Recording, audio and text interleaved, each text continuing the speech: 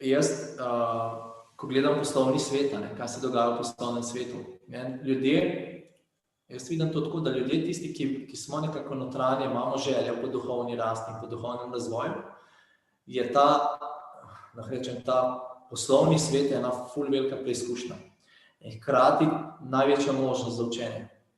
In recimo, kako vidim to pri drugih, ko imam kakšne težke sestanke ali pa kakšne težke pogajanja, ali pa ko ne vidim, kako se mi bo dan sestavil, ker je toliko obveznosti. Jaz se takrat čist poskusim umiriti, doma imam oltarček, grem pred oltarček in rečem, dragi Bog, prosim, jaz ne vidim rešitve, daj mi prosim ti pomagaj, da se bo ta dan sestavil, da bo vse tako, ko mora biti.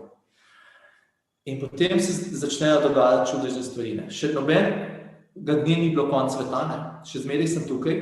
In pol zvečer, ko pogledam dan nazaj, se rečem samo, dragi Bog, hvala ti. Sploh si ne morem misliti, da se je dan tako lahko odvil. A se je nekaj pospešal, kar sem mislil, da se ne bo. Ali se je kaj, kakšen sestanek odpadel, ali prestavil. V glavnem, zmeraj se nekaj zgodi, da se spelje. In zdaj, kako pa vpliva to na mojo zavest?